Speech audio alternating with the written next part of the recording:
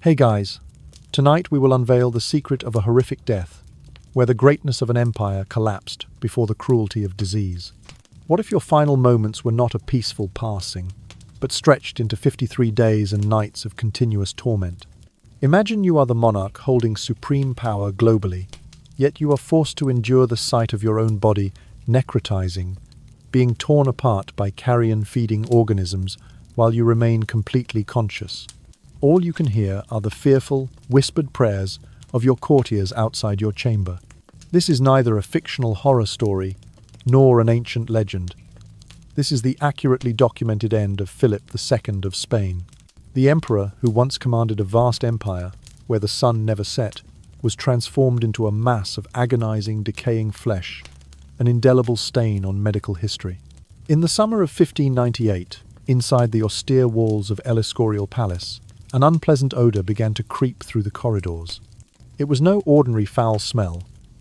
It was the living putrefaction emanating from the king's own bed. So, before you get comfortable, take a moment to like the video and subscribe. But only if you genuinely enjoy what I do here. Let me know where you are watching from and what time it is, your local time, in the comments below.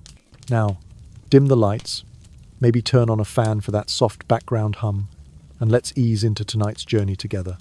If there is one death before which history itself must bow, it is that of Philip II, the king who once held in his hands an empire upon which the sun never set.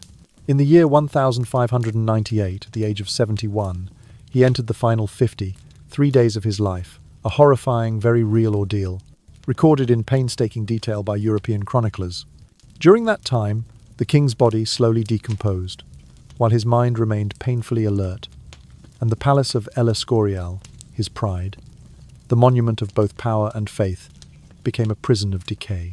The first hint was a faint odor drifting through the cold stone corridors, which the servants assumed came from a dead mouse trapped in the walls. But soon the stench spread through every chamber, seeping into velvet draperies and even the sacred relics. It was not the smell of an ordinary corpse, it was the smell of a living body rotting from within. In the narrow chamber where the king lay, a single shaft of light fell through a small window onto the tiled floor, where physicians, priests, and courtiers knelt in silence, praying for a miracle they already knew would never come. Philip had once been hailed as the defender of the Catholic faith, ruler of Spain, Portugal, the Netherlands, Naples, Milan, and the far-flung dominions of the Americas and Asia. He was the sovereign of an empire where the sun never set, the man who commanded fleets to cross oceans and made all of Europe tremble when he faced Queen Elizabeth of England in the War of 1588. Yet that same power, the power that could redraw the map of the world, could not save his own flesh. This story does not begin with death, but with the slow collapse of the body.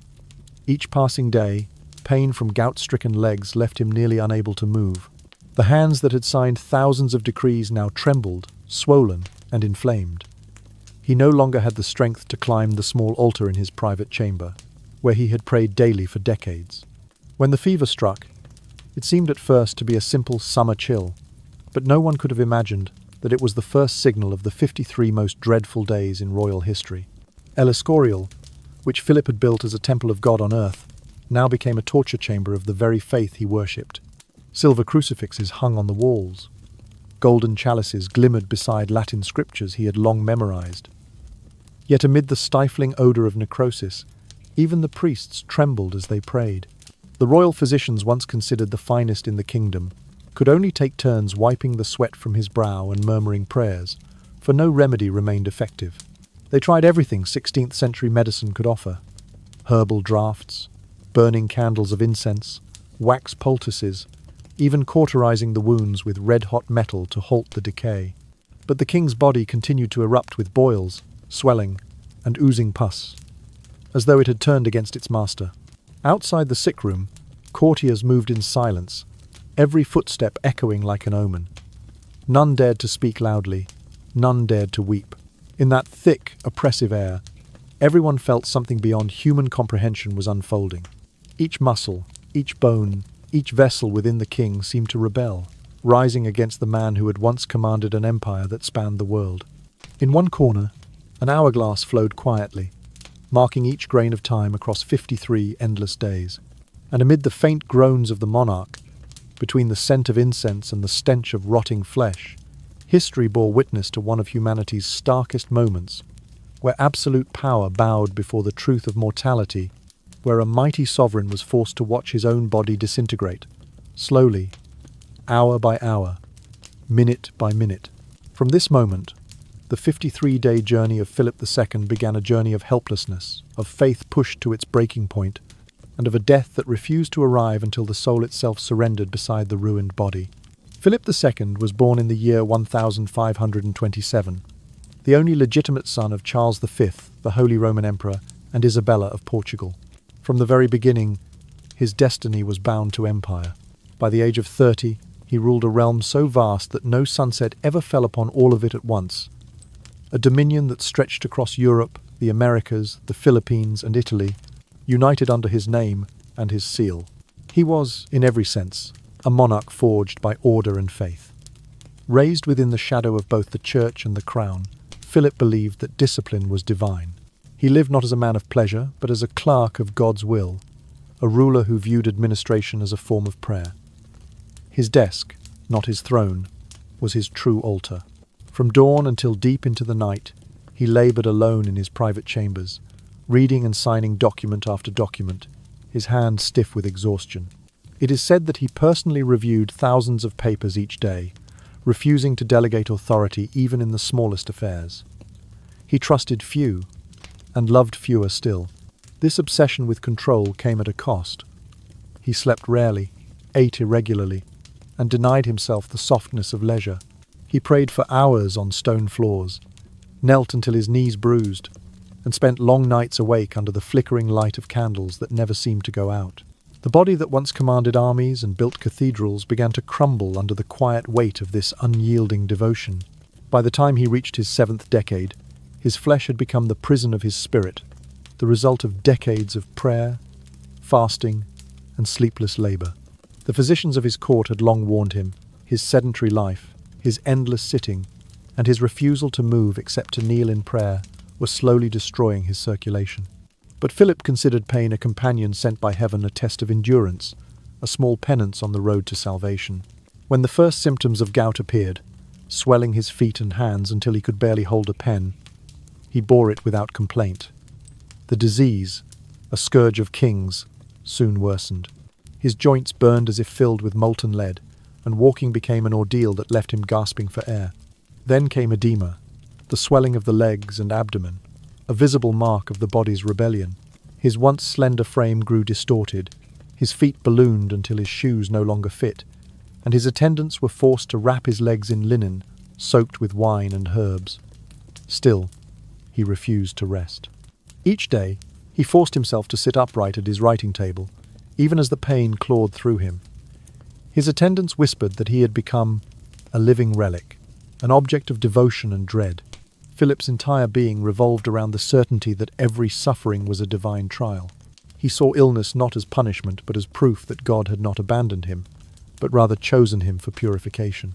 When he could no longer rise to pray before the chapel altar, he had a small crucifix placed beside his bed, so that even in sickness he could fix his eyes upon the image of Christ. He endured in silence, whispering Latin prayers through clenched teeth, his lips pale from fever. Yet, as the years passed and the agony deepened, that faith once unshakable began to tremble.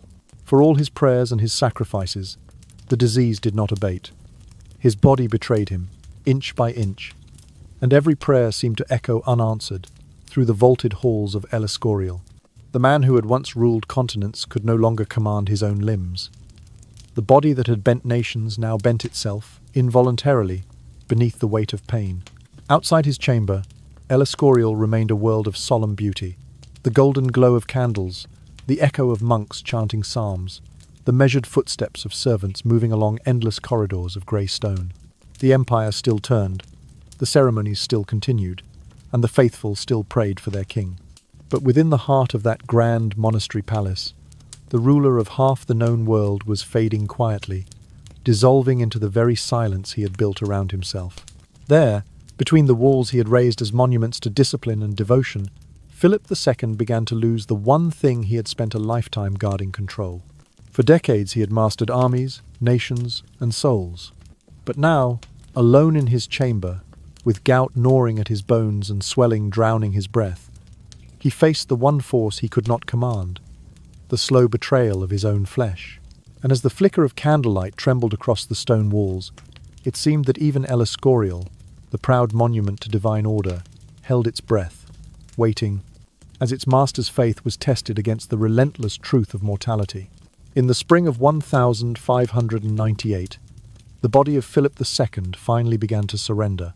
What started as a fever diagnosed by his physicians as tertian ague or malaria soon revealed itself as something far more insidious. The illness did not burn out as fevers usually did.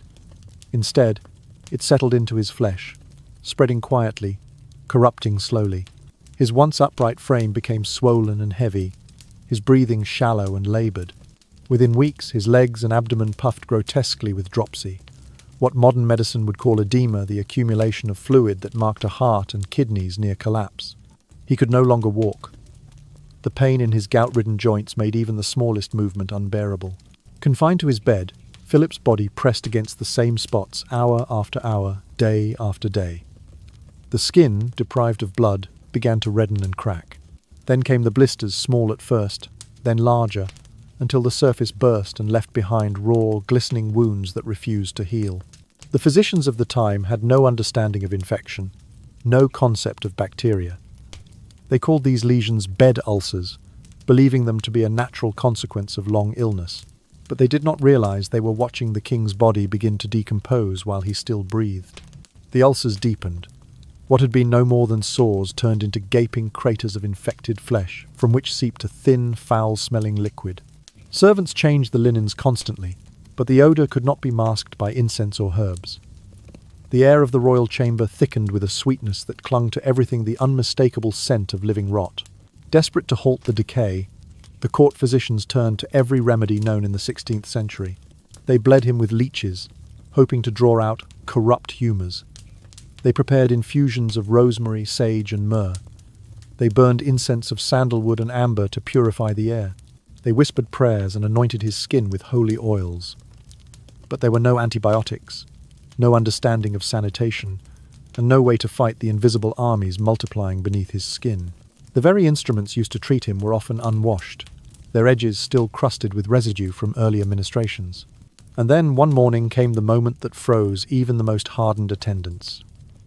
As they peeled away the blood-soaked bandages from the king's lower back, the wounds moved. Not the twitch of living muscle, but a slow, deliberate writhing. Within the gashes of his flesh, white larvae maggots writhed in clusters, feeding on the royal body. The sight was unspeakable. The smell was worse. A priest fainted. A young page fled the room, his screams echoing through the stone corridor before the guards dragged him back. Yet Philip himself, delirious though he was, understood what had happened. The most powerful man in Christendom, the self-proclaimed instrument of God's will, had become food for the lowest of his creations. The worms that burrowed through the soil now burrowed through the body of a king. It was not only a medical calamity, it was a spiritual collapse. In the collective mind of the court, it was as though the divine order had inverted the sacred flesh of God's anointed, devoured by creatures of filth. No one dared speak of it aloud.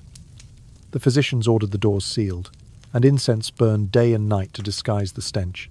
The attendants washed their hands in wine and vinegar, muttering prayers for forgiveness as they worked. Still, every dawn brought more worms. The doctors, in their desperation, applied salves made of pitch and mercury to kill the infestation. The larvae died, but the flesh burned. And from the wounds that scabbed, new ones opened elsewhere. The palace of Escorial, once a beacon of faith and majesty, was now a place of dread. The courtiers avoided the upper wing where the king lay. Even the monks whispered of curses and divine punishment. But within those walls, duty held them prisoner. The royal physicians continued to dress the wounds. The confessors continued to read psalms. They all knew they were losing him not to a swift death, but to something far slower, more monstrous. Day after day, they watched the ruler of Europe being eaten alive. The body that had worn silk and gold now glistened with pus. The man who had commanded oceans now struggled for breath within a few square feet of bed linen. Yet even as his body decayed, His consciousness remained clear enough to feel the torment. It is said that when a servant once wept beside him, Philip whispered, "Do not grieve. God has chosen me for this." Outside, the spring winds of 1598 swept across the monastery gardens, carrying the scent of blossoms that never reached his chamber. Inside, the only fragrance was that of decay, and so began the true descent, not the death of a king, but the slow undoing of a man who believed he could endure anything that heaven required of him. Day after day, Escorial transformed into something between a chapel and a morgue, a living tomb for its master. The doctors came and went like mourners at an endless vigil, their faces pale with failure. No medicine worked. They sprinkled crushed herbs on the wounds, burned incense until the corridors filled with smoke, and recited prayers in Latin as they pressed cloth against his rotting flesh. But each wound grew larger, not smaller. The moment they cleared one sore, another appeared. Wherever their hands had touched, the skin broke anew, softening into pus and blood. The body of Philip II had become a battlefield, flesh against worms, pain against faith. The doctors fought with iron, flame and prayer, but the flesh always won. They poured chemicals of alum and spirits to burn the maggots, only to see new clusters hatch within hours. Each cauterization sizzled through the room, the smell of scorched flesh mingling with the metallic sting of wine and oil. The air grew heavy, thick, suffocating. Even the candles seemed to dim, their light devoured by the stench. And through all this, Philip remained conscious. He was not spared by fever or delirium. The king felt every cut, every burn, every crawling movement beneath his skin. He could smell himself dying, a sweet, rotten scent that clung to his sheets and his soul alike. The chroniclers wrote that he groaned softly, rarely cried out, but his face betrayed the agony his faith forbade him to show. His eyes remained open for hours, fixed on the crucifix above his bed, watching the candlelight tremble upon the face of Christ. The records of his attendants describe horrors that strain belief. The king's back had rotted so deeply that his vertebrae were exposed, gleaming faintly through the wounds. His legs were swollen to twice their size, cracked open by the pressure of fluid. From them oozed a thin yellow discharge that soaked through the bandages and sheets. The smell of decomposition filled every corner of the palace wing. Servants rotated their duties in shifts because none could bear the odor for more than a few minutes. Some fainted, others wretched behind the doorways before returning, faces ghostly pale, compelled by duty and fear. And yet, amid this slow disintegration, Philip insisted on being king. He refused to let the sickness strip him of ceremony. Each morning his secretaries brought him documents for his trembling hand to sign. His fingers, swollen and stiff, barely held the pen, but he forced his name upon parchment, blotting the royal seal with blood when the sores reopened. He dictated letters, gave orders, and in between commands he prayed. Sometimes his lips moved in silence, sometimes in whispers, the words breaking apart between breaths. He believed that to stop working was to surrender not merely to illness, but to sin. The idea of idleness terrified him more than pain. "If I cease my duties," he murmured once to his confessor, "my soul may stray from God." So he labored, a dying man clinging to ritual, as if it were salvation. The sound of quills, scratching on parchment, mingled with the hiss of burning flesh. The palace, once a symbol of order and divine geometry, now pulsed like a living organism of suffering. The monks continued to chant, their voices echoing through the stone corridors, overlapping with the physician's mutters and the king's faint gasps. El Escorial, built as the house of God and the heart of empire, had become a vault of living death. Outside, the Spanish sun glared over the granite towers, unknowing, uncaring. Inside, beneath those towers, a single man fought a war he could not win against decay, against despair, against the slow undoing of the flesh. Sometimes, when the pain subsided for a brief moment, Philip asked for the window shutters to be opened. The attendants obeyed, and light poured into the chamber, cutting through the gloom. But instead of comfort, the brightness only revealed the truth. The yellowed bandages, the trembling hands, the flicker of insects drawn to the scent of blood. The air shimmered faintly, not with holiness, but with heat and rot. And still he prayed. He prayed for endurance, for meaning, for a glimpse of mercy that never came. He prayed not for death, but for understanding, because even in the shadow of his own ruin, Philip II could not conceive that suffering might be meaningless. Thus, El Escorial, conceived as a beacon of faith, became a shrine to agony. The marble corridors that once echoed with hymns of triumph now carried only the rhythm of his laboured breathing. The great palace of light had turned into a dark sanctuary of rotting flesh and desperate prayer, where every whisper of incense and every cry of pain rose upward, unanswered, toward a silent heaven. While his body continued to decay, Philip II clung with desperate intensity to his religious faith. It was the last structure that had not yet collapsed. Each day he demanded that the monks remain by his bedside, reading aloud from the Holy Scriptures without pause, their voices echoing softly through the fetid chamber. He asked for holy relics, fragments of bone from saints, pieces of cloth said to have touched Christ, and a splinter of the true cross itself to be brought before him, believing they might carry the mercy of God into his rotting flesh. The priests whispered to him, "Your Majesty is being tested as Christ was tested," and he believed them. To Philip, every pang of pain, every hour of fever was a divine trial, a purification of the soul through suffering. He imagined himself as a vessel being purged of sin by fire. Yet even faith, however absolute, has its moments of fracture.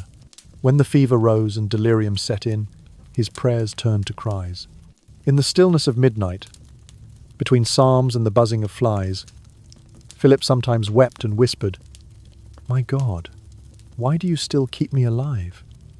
The words dissolved into the heavy air, unanswered. The priests told him that despair was a sin, that questioning God's will was to defy the very faith that had sustained him. So he pressed his lips together, trembling, forcing silence back into his mouth, as though by swallowing it he could keep his soul intact. The chamber around him had become a grotesque fusion of chapel and morgue. Incense smoke drifted like mist, trying to veil the stench of decomposition that clung to every surface. The odour of myrrh and the odour of rot entwined, until neither could be told apart. Candles flickered against the damp stone walls, their trembling light falling upon the hollowed face of a man who had once been the master of half the world. The wax dripped down the brass candlesticks like tears. The faint murmur of prayer merged with the low groans that escaped his lips whenever the physicians moved him. The attendants knelt in silence, hands shaking as they turned his body or wiped the sweat from his brow. They were terrified, not only of what they saw, but of what it meant. The sight of God's chosen sovereign reduced to this. To abandon him would have been a sin, an act of rebellion against divine duty. And so they stayed, servants, monks, and physicians, trapped inside that suffocating room, all participants in a ritual of decay that none dared end. The doctors no longer spoke in front of the king. They worked like ghosts, changing bandages and muttering in Latin, their faces half covered with cloth soaked in vinegar. The sores continued to ooze. Worms reappeared no matter how many they burned away. The king's breath rattled with every exhale, shallow and uneven, yet somehow persistent, as though his soul refused to release a body already half gone. And still he prayed. His trembling hands reached for the relics laid upon his chest, the cold metal of a crucifix, the rough edge of a saint's bone. When his fingers slipped, the priests replaced them, whispering absolution, as if proximity to holiness might ease his torment. But faith had become both his comfort and his cage. It demanded endurance, forbade surrender, and turned his agony into worship. Every moment within that chamber felt suspended outside of time. The chant of monks blurred into the buzzing of flies. The scent of incense merged with that of open wounds. Light and darkness alternated with the rhythm of a dying man's breath. The line between sanctity and horror dissolved completely. In that room, Philip II lay at once, king, sufferer, and martyr of his own devotion. He had built his entire life upon discipline and piety, and now those very virtues had become his tormentors. The man who once governed continents now ruled nothing but pain, and his throne was the narrow bed upon which his flesh surrendered, inch by inch. No one yet knew that what they were witnessing was only the beginning, that ahead lay weeks more of this slow unravelling, the longest and most agonizing vigil ever recorded in royal history. For Philip was not dying as other men die. He was living through his own decay, conscious of every moment, a prisoner of his faith and of his body. enduring each heartbeat as a new confirmation of suffering sanctified. And beyond the locked doors of Escorial, the empire waited in silence, unaware that its king, once the mightiest ruler on earth, was learning, in the most excruciating way imaginable, that even divine faith cannot save a man from the mortal truth of flesh. News of the king's condition began to seep from his bedchamber into the echoing corridors of El Escorial, then outward to Madrid, and finally across the courts of Europe. Each messenger carried the same refrain: "The king is dying. He will not survive the week. He continues to suffer." The letters repeated this dirge for days, then weeks. Diplomats in France, England, and the Italian states read them with a morbid mixture of awe and dread. A man in such agony, they said, should have died long ago. Yet Philip II remained alive, trapped inside a body that was both living and dead, suspended between two worlds. By now the royal chamber had become a place few could bear to enter. The attendants who nursed him worked in shifts that lasted no more than a few minutes at a time. The sweet, heavy odour of putrefaction clung to their hair, their clothes, their hands. Many left the room to vomit in the hall before returning, pale and trembling. Their daily duties had become a ritual of horror, using tweezers to pluck the larvae from his open wounds, pressing bandages that turned red within moments, and listening to the strained groans that came from the bed, groans that no longer sounded human, but hollow, drawn from a place beyond endurance. What had once been the service of a king had turned into a ceremony of suffering, repeated endlessly without hope or progress. The servants prayed not only for their master's release but for their own. Some begged to be transferred, others confessed nightmares of worms and rotting flesh that haunted their sleep. The palace, with its long stone corridors and marble chapels, had begun to resemble a tomb in waiting. At last, the family was summoned. The visits were carefully arranged, short and heavily managed. The Prince of Asturias, the future Philip III, entered the chamber with the solemnity of one approaching a holy relic. But the sight before him shattered the image of kingship he had known. The father who had ruled him with cold authority, whose word had once shaken continents, now lay motionless, eyes sunken deep into shadow, lips cracked, breath rasping shallowly through the decay. The prince bowed, unable to speak, while the physicians stood silent, their faces turned downward. The king's daughters also came, but their visits were brief, veiled by ritual and restraint. Heavy curtains were drawn to darken the room, and lamps were lowered so that the full horror of his condition would not be seen. The nuns and priests who stood nearby filled the air with whispered psalms, their voices soft and rhythmic, blending with the wheeze of their sovereign's breath. Each prayer seemed less a plea for life than a lullaby for the dying. Within this stillness, faith and ritual became both refuge and prison. Every word of scripture was a rope binding him to life, every act of devotion another thread in the net of endurance that would not let him fall. The priests surrounded his bed in constant rotation, murmuring reassurances. "Endure, Your Majesty. Despair is a mortal sin." They feared not only for his life but for his soul. For Catholic doctrine taught that despair was a form of rebellion against God. Yet even they could not disguise their fatigue, nor their growing terror of the endless waiting. Philip, though weak and trembling, continued to speak. His voice was faint but clear enough to pierce the heavy silence. He asked again and again the same question. Why am I still alive? Why does God prolong this torment? No one could answer. The priests spoke of penance, of purification, of divine mystery. The physicians lowered their eyes. The attendants pretended not to hear. In that chamber, no truth could be spoken that the king's body refused to die, and no one understood why. Outside the windows, the empire moved on. Ships left the harbours of Seville and Lisbon, carrying silver from the New World. In Flanders, soldiers still fought in his name. In Madrid, the Council of State met daily, issuing decrees as though their sovereign was still at his desk. The empire continued, held together by habit and fear. But inside El Escorial, time had stopped. The ticking of the royal clock seemed slower, heavier. Each hour stretched into an eternity of pain and waiting. Every moment brought a new indignity. The ulcers widened, the skin split, his bones pressed against the sheets. Every motion turning his body, changing the linens, adjusting a pillow drew from him a cry so deep that even the monks flinched. Yet he remained lucid, aware of everything. the murmur of prayer, the clatter of metal basins, the scent of blood and incense mingling in the air. He saw the faces of those around him pale, exhausted, stricken, and understood that they were suffering too. And still, the king endured. His heart, stubborn and strong, beat on when it should have stopped. The man who had ruled through discipline and iron will now seem sustained by the same force that had once built his empire, a refusal to yield, even when surrender would have been mercy. In the end, all that remained to him was awareness, the sound of his own breathing, the smell of his own corruption, and the unceasing murmur of prayers that rose and fell like the tide. The absolute power that had once bent nations was now only memory. Before him lay nothing but the rhythm of decay, breath and rot, faith and futility, echoing through the dim chamber where the greatest king of his age waited, conscious, imprisoned inside the ruins of his own body. From the beginning of August until the middle of September, 1598, the suffering of Philip II reached its most unbearable peak. His back, once broad and strong, had become a single massive ulcer, an open wound so deep that witnesses claimed they could see the faint glimmer of vertebrae beneath the decaying flesh. The stench of rot clung to the very walls of Escorial, seeping into the wood and the velvet curtains, a constant reminder that the king of the mightiest empire on earth was decomposing while still alive. The swelling in his legs had grown monstrous.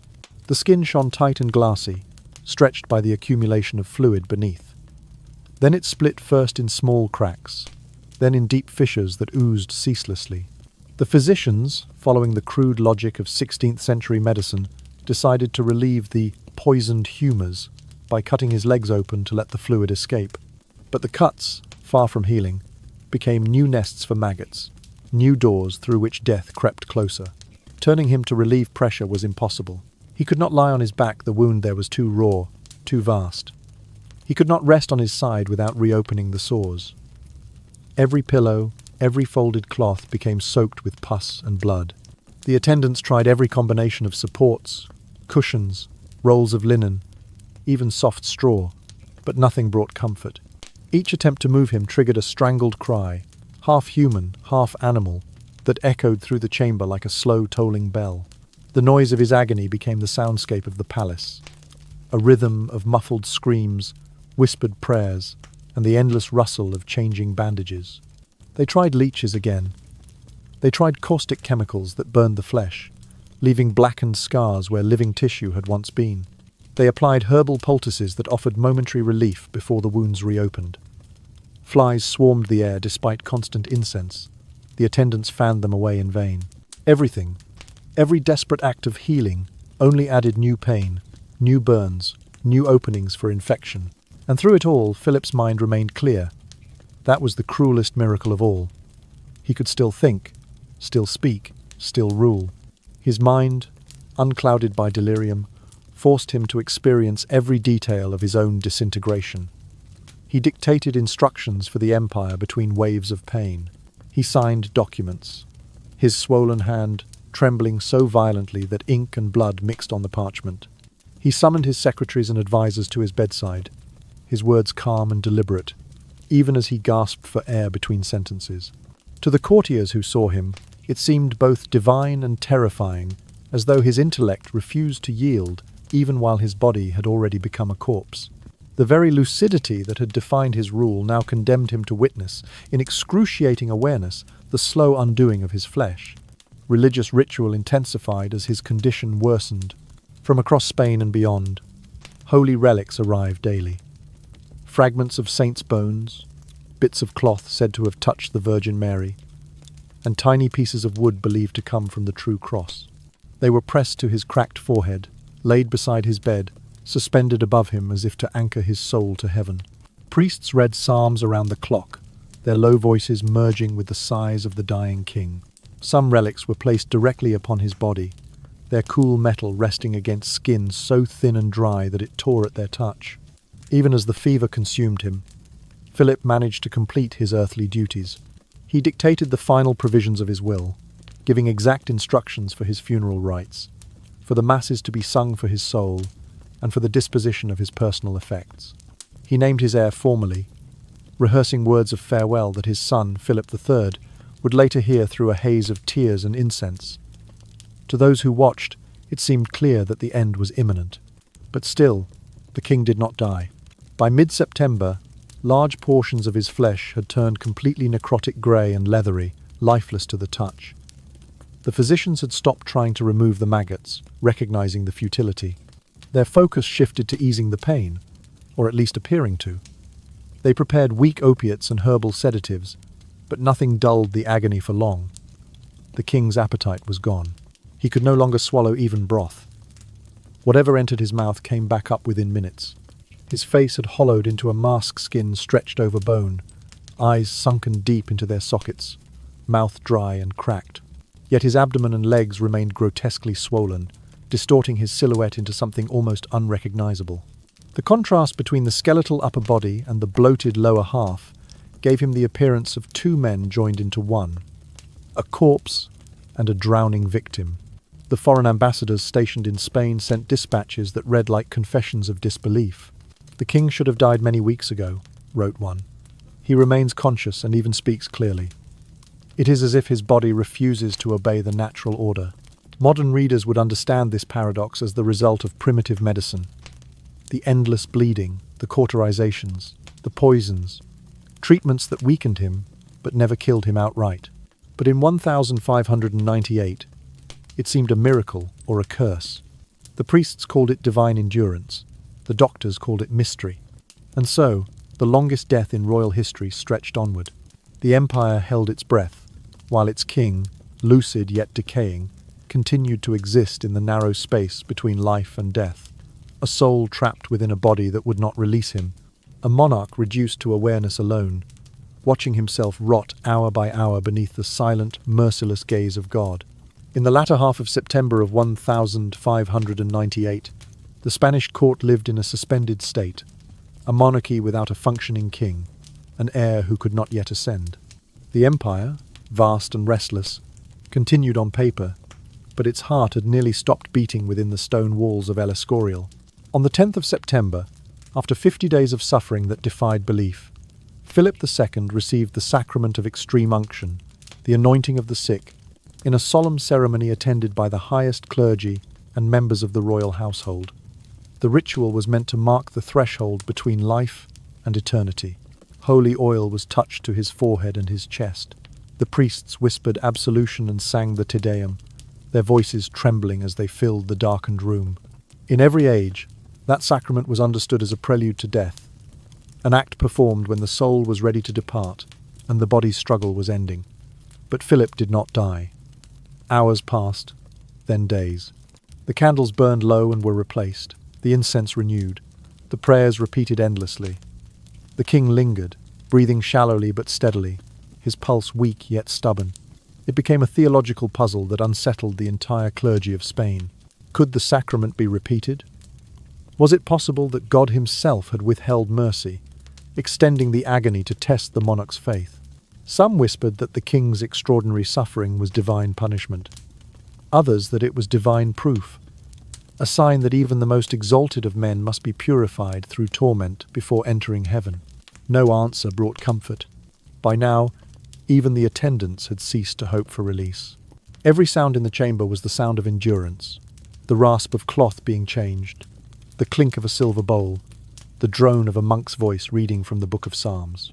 Every hour seemed identical to the one before it, and each carried with it the same question: how much longer could the human body persist when everything inside it had already failed? Finally, on the 13th of September, after 53 days of ceaseless agony, the long vigil ended. At approximately dawn, the witnesses said, the king exhaled softly, not with a gasp or struggle, but with the sigh of one who had simply let go. No final words were recorded. No great gesture marked the moment. His body, exhausted beyond measure, simply released its hold on life. The prayers that had for weeks pleaded for mercy turned now into songs of thanksgiving, for his release was at last complete. Outside the chamber, the machinery of empire resumed at once. Couriers galloped toward Madrid to announce the death to the Prince of Asturias, soon to be Philip III. Messengers rode through the night toward Rome, Paris, and London. The Council of State convened to begin the transition of power. while in the halls of Escorial, servants prepared for the royal funeral. Yet amid the precision of protocol, one problem loomed above all others: the king's body itself. It was, quite literally, beyond human handling. The flesh was too decayed, too fragile, too infested to permit the usual rites. In the weeks before his death, infection had spread through every limb, and the corruption continued even after breath had ceased. When the embalmers approached the corpse, the stench forced them back. Worms still writhed in the open sores. The skin tore at the slightest touch. The traditional preparation of royal remains, washing, perfuming, dressing in silk and gold, was impossible. The embalmers worked in silence, limiting their contact to what necessity required. They rinsed the body as best they could, dabbing holy water over wounds that no longer bled. Priests stood by, whispering blessings, while the air filled with the sharp scent of myrrh, vinegar, and camphor. Instead of the meticulous embalming reserved for kings, the corpse was wrapped in layer after layer of linen soaked in aromatic oils and preservatives, more to suppress the smell than to preserve the remains. As soon as the final layer was wound, the heavy coffin was closed and sealed immediately, far faster than custom allowed. There would be no public viewing, no lying in state. The people would not see their king's face one last time. The funeral procession that followed, though stately and solemn, carried within its grandeur the quiet horror of what lay inside the sealed casket. Everyone present knew the truth. The king's body was too far gone for the world to witness. In the chapel of Escorial, the great monastery palace he had built as both his residence and his monument, the coffin was placed beneath the main altar, exactly below the small window through which he had once watched Mass during his final days. The priests intoned the Miserere, their voices rising through the vaulted ceiling, while the courtiers knelt in rows, faces hidden behind handkerchiefs scented with rose oil. There, in the dim light of candles and incense smoke, Philip II of Spain, the man who had ruled an empire that spanned oceans, the man who had believed himself the hand of God on earth, was lowered into his tomb. The marble lid closed with a hollow echo that rolled through the chamber, like the ending of a hymn. Outside, the autumn air of 1598 carried the scent of rain over the hills of Castile. Inside, the stone of the royal pantheon was cold, silent, and absolute. No inscription spoke of the torment that had preceded this peace. No monument could describe the horror of that summer and autumn. The tomb stood serene, dignified, a monument to power eternal. But beneath the stone, the memory of 53 days of suffering lingered, unseen, like the echo of a prayer that had been answered too late. The death of Philip II left behind one of the most thoroughly documented medical records of the 16th century. Monks, physicians, and courtiers all kept careful notes. Their writings, preserved in multiple archives, overlap and confirm one another, forming a remarkably consistent account of his long decline. What emerges from these records is not only a royal tragedy, but a case study, a grim anatomy of endurance that modern medicine can, even now, interpret with chilling clarity. Seen through the lens of contemporary science, Philip's final illness appears as a perfect storm of interacting conditions. At its core lay type 2 diabetes mellitus, though the disease had not yet been identified in his time. The symptoms fit with precision: chronic thirst, slow wound healing, persistent infection, and eventual organ failure. Diabetes quietly sabotaged the king's ability to recover. Every incision, every blister became a portal for infection. His blood, thick with sugar, nourished the very bacteria that consumed his body. Layered upon this was gout, the hereditary curse of European nobility, which inflamed his joints and trapped him in immobility. The gout, in turn, led to circulatory damage, worsening the vascular disease already evident in his swollen legs and discolored feet. Poor circulation starved his tissues of oxygen, allowing the slightest bruise to fester into a wound that could not heal. Lying immobile for weeks created pressure ulcers, bed sores that deepened into open craters. The unrelenting heat of the summer of 1598, combined with the poor sanitation even of royal palaces, transformed those sores into breeding grounds for flies. The result was the invasion that horrified his attendants, maggots feeding on necrotic flesh. Ironically, modern medicine has rediscovered a cleaner, controlled version of this process: sterile maggot therapy, used to remove dead tissue and stimulate healing. But in Philip's case, The infestation was uncontrolled and septic. The larvae burrowed through living and dead flesh alike, spreading bacteria deeper and deeper, accelerating the corruption instead of cleansing it. The pain he endured did not come mainly from the maggots themselves, but from systemic infection, fever, toxin buildup, and starvation. His body was drowning in its own inflammation. As infection spread through his bloodstream, every heartbeat pumped poison to the brain, the lungs, the kidneys. His temperature fluctuated wildly. His breath smelled of acetone, a sign of metabolic failure. The muscles wasted, the skin cracked. Yet somehow the heart continued to beat. How did he live so long under such torment? Physicians today suspect that Philip's body had achieved a morbid equilibrium, a state in which his immune system, though weakened, never completely collapsed. The infection did not erupt into sudden septic shock, the fatal cascade that would have ended his life within hours, but lingered in a steady, smouldering burn.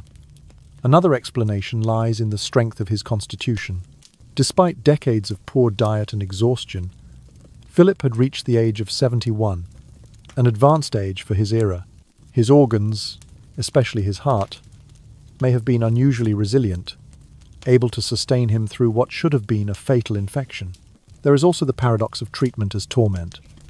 Every intervention his physicians attempted, the draining incisions, the application of leeches, the use of caustic chemicals to burn away infection, the endless rebandaging of wounds, may have kept him alive by preventing total systemic failure, even as they multiplied his suffering. The bleeding weakened him. The chemicals seared new burns. The constant manipulation reopened wounds that might otherwise have sealed.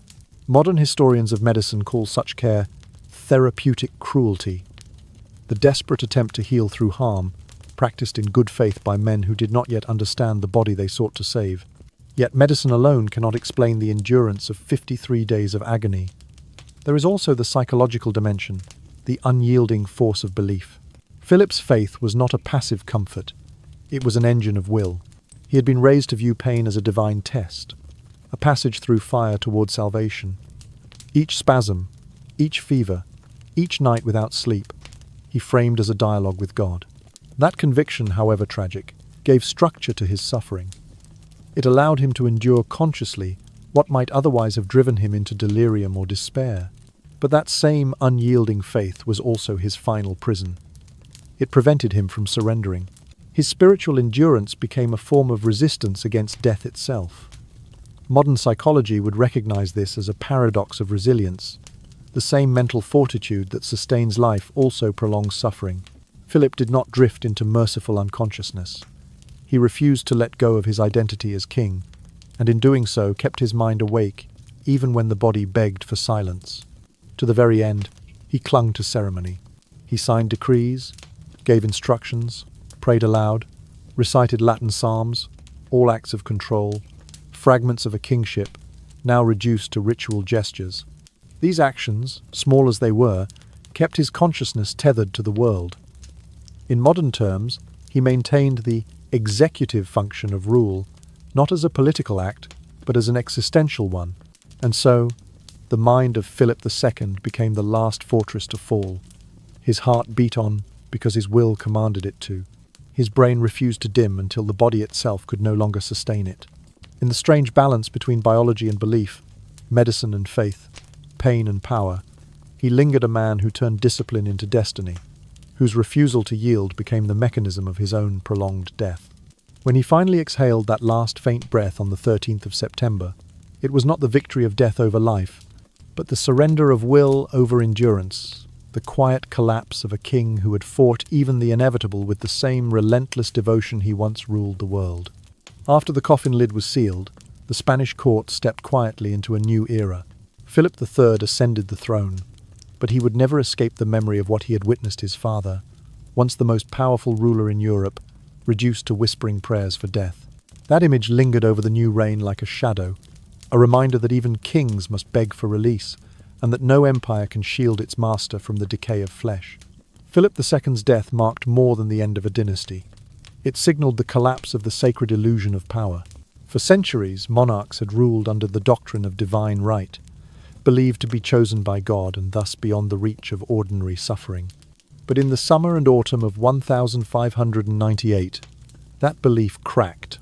The story spread quickly from Madrid to Flanders, from Lisbon to Rome, of the king who had been eaten by worms while still alive. It became a legend, whispered in marketplaces and monasteries alike, told not with malice, but with awe and dread. Among the common people, it was seen as a warning. Nobody, however royal, escapes corruption. In churches, priests invoked it in sermons about humility.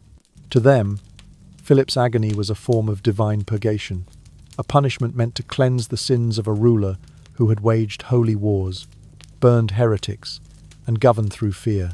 To philosophers, it became a metaphor, a parable of decaying authority, proof that all earthly power eventually collapses under the weight of its own mortality. The mighty Spanish Empire, which had once claimed to be eternal, suddenly seemed fragile, haunted by the image of its monarch's disintegration. Yet beyond theology and politics, something more profound remained. The stark image of human endurance. Stripped of crown, of ceremony, of divine titles, Philip II had become only a man, a fragile being wrapped in ruined flesh, clinging to faith as his final possession. His torment transcended history, becoming a meditation on what it means to suffer consciously, to remain awake through one's own undoing. Within the granite silence of El Escorial, that transformation became eternal. The king who had built the palace to be both a monastery and a monument was now entombed within it. The corridors he once paced in authority now echoed only with prayers and footsteps of monks. His marble sarcophagus lay beneath the altar, perfectly aligned with the window of his final chamber, the same window through which he had watched Mass during his long dying days. There, stone met silence, and silence became memory. Visitors who came in the years that followed often wrote of the same sensation. The marble, they said, was cold enough to hold the breath of pain. The chapel air, though perfumed with incense, seemed to carry the echo of suffering too vast to fade. Some called it superstition, others called it reverence. But all agreed that within those walls, the air itself seemed to whisper of endurance of the king who had prayed through 53 nights of decay, and of a God who had remained silent through them all. For the clergy, Philip's death continued to serve as a spiritual emblem. Monastic chroniclers described his suffering as a mirror of Christ's passion, a soul purified by agony before reaching divine peace. They recorded every sign of patience, every whispered prayer, as evidence of sanctity. But among the scholars and courtiers who had watched him die, there was a different lesson. That power, no matter how absolute, ends in the same frailty as all mortal lives. The empire he had built from devotion and iron discipline would endure, but never again with the same conviction in divine favour. The El Escorial monastery, once built to embody perfect order, now bore the weight of paradox, the home of faith that had also witnessed its own failure to console. The monks still prayed in shifts, their chants rising over the stone floors where the king had once suffered. The same window that had framed the altar now framed his tomb. The same sun that had once glinted on his crown now fell across cold marble, indifferent, eternal. Those who visited in later centuries wrote that the place seemed untouched by time. The marble corridors shimmered with pale light. The great bronze doors whispered faintly when opened. But the room where the king had died, small, narrow, lined with grey stone, retained a presence that words could not describe. Pilgrims called it the room where God was silent for 53 days. In that silence lies the true legacy of Philip II. Not conquest, nor empire, nor faith triumphant, but the stillness that follows when all illusions of power dissolve. Beneath the carved stone of his tomb, amid the cold order of the palace he built, lies the most human truth of all, that every crown, every body, and every prayer must, in the end, yield to the same quiet, the same dust, the same infinite sleep.